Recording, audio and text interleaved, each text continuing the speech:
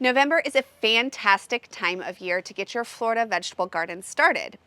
If you've been following along in this series, you're probably getting the first of your fall harvests. Lots of leafy greens, some root vegetables, perhaps even a tomato.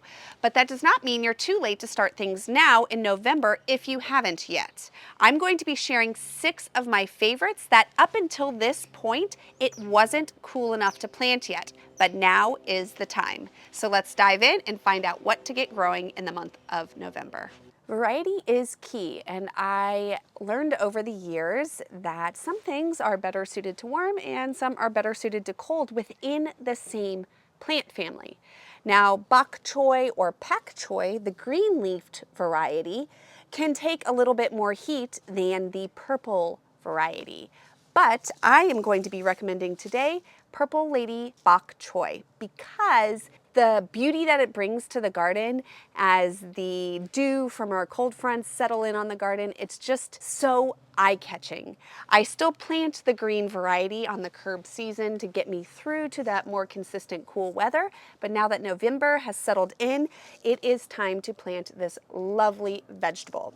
Now, this is a great succession planting crop. Typically when you harvest bok choy or pak choy, you're going to be harvesting the entire head. So if you have, let's say, 2 or 3 square feet in your garden that you're going to allot to this vegetable, make sure not to plant it all at once. Instead, plant a little bit every couple of weeks so you have a consistent harvest of bok choy throughout the entire growing season. Recommendation number 2 is something that can break the bank if you buy it from the store, but it's actually incredibly easy to grow on your own. The allium family or onion family is something that you would pay an insane amount for at the store in that teeny little package when you could have it growing. Once you get this growing, these are perennial. Chives, garlic chives, clumping onions, scallions, all of those, once you plant them, you're going to be able to harvest infinitely. So why not grow them yourself? Now there is one out of the group that does tend to be a little bit more sensitive to the cool weather, which is why I'm going to recommend planting it in this month of November, and that is chives. They do tend to be a little bit more sensitive to the heat that we get over our summer months. So I like to plant my chives into a pot so that it's portable. I can modify the amount of sunlight that it's getting as the seasons change. It's still living year round. It just has a little bit of different requirements. Now, chives are an easy to grow clumping onion technically, but you're only harvesting the tops, not the bottoms. So you don't have to worry about digging them out of the pot on a regular basis. You're just going to walk by and trim the tops and use them for fresh cooking in eggs, in soups, or anything else that you need. The brassica family is incredibly diverse. It is everything from kale to cabbage to arugula. And while a lot of the members of this plant family are well loved in the garden, some of them are not so much. The one that I'm recommending to you today is actually a little bit closer to the origin or its wild form, and that is actual mustard greens. Today I am recommending Feaster Family Mustard. Now this is a variety that is an heirloom, which means it is unique or culturally significant to our space here in Florida. This seed has been saved by families over the generations right here in our climate, which means it's really well adapted to growing here. Now, most leafy greens like arugula or kale that we've bred from the mustard family, they need a lot nicer soil. They need a green stalk or a raised bed. Mustard, however, will absolutely thrive there, but can also take less ideal conditions. So if you are an in-ground grower where your nutrients are constantly depleted, or if you're just starting from scratch and don't have much bed space, this is a fantastic option to be able to sow into the ground and have it actually do well for you here. Now, a lot of people are put off by mustard greens because they do have that incredibly sharp, distinct pepper-like taste to it. But just like most leafy greens, the younger they're harvested, the more mild and tender they become. So what I would recommend is if you've tried mustard in the past and weren't a fan, give it another go and just harvest them as young baby greens rather than the large, full-sized cooking greens. Another tip, and especially with the feaster family, they get sweeter after a cold snap. So harvesting right after we have a little bit of a cold spell will lend itself to even more mild leaves. My next recommendation is going to be another mustard, but this one is not going to be for leafy greens. This is actually for the bud. We are going to be harvesting Brussels sprouts for this one.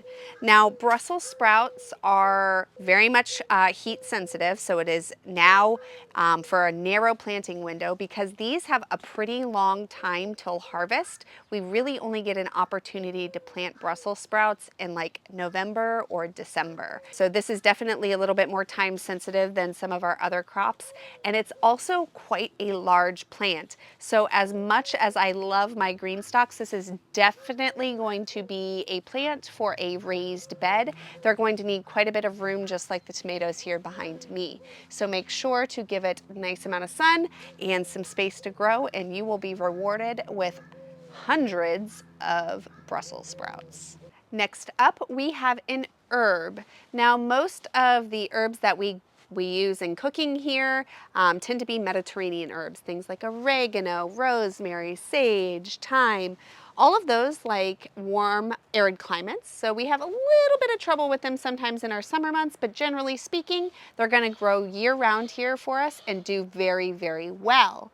This herb that I'm going to mention today is actually something that's a little bit more cold tolerant, and that is sorrel, which is a French herb. It's got a beautiful lemony flavor to it, but this one here is more cold tolerant. So this is something that can actually handle temperatures in the teens and not be phased one bit. So friends up in the North Florida, in the Panhandle, even if we get one of those wacky snows, this is something that you don't have to worry about. Florida is this interesting dynamic. Yes, we grow most of our food over the winter months, but that isn't to say that all of it is actually cold, hardy plants. We just tend to temper off the temperatures enough for them to grow, but if we were to get a frost or a freeze, we're still going to have to cover our tomatoes. So this sorrel does not need any attention or care from you and is very easy to grow. Now, traditionally, this is used as like an accompaniment to other flavors, but truly, I love this lemony, zesty flavor. It's delicious with fish dishes. If you're coastal here in Florida, it does great with that. You can also use it in things like smoothies to give it that nice tang and zip with some of the fruit. Very versatile, and I think it has more uses than just a traditional French herb. My last recommendation is something that my daughter loves. This is her garden bed that she gets to do all on her own, and she is always quite excited to plan things out. But she picks like really strange vegetables sometimes, and one of her favorites is beets. Believe it or not, she eats beets by the daily, no joke. And so of course that's what she wanted to dedicate a lot of her bed to. And most root vegetables, beets, carrots, turnips, radishes, generally speaking, really strongly prefer to be sown in the soil where they're going to grow their whole lives. They do not transplant well. Because they're a root crop, they're so sensitive to damage that it's very likely that the root won't end up forming for you. But with that being said, beets are one that can be, especially here in South Florida and even in Central Florida, a little bit trickier to grow for the root. Now, if you plant them in the winter months and all you're looking for is beet greens, you will be just fine. But if you're really looking for the bulb, the root itself, you are going to have a little patience and persistence. So she was very excited to plant her beets. We sowed them into this garden bed, but because our weather hadn't really quite cooled off yet, germination was spotty and they're slow to grow. So I very highly recommend some succession planting with beets. So every couple of weeks, sow another round. That way, if we do have a warm spell and some of it doesn't germinate very well, you've got some more coming. That said, just make sure to harvest the greens lightly in the beginning if you are looking for root development. Otherwise, you will stunt the root and you'll end up with like a spindly, very small root to harvest down the road. All of these seeds are available in my seed shop, and if you found this video or other videos that I've produced here on the channel to be helpful, a great way to support what I do and to help me share this education with others is by shopping through that seed store. I'll have a link down in the bio.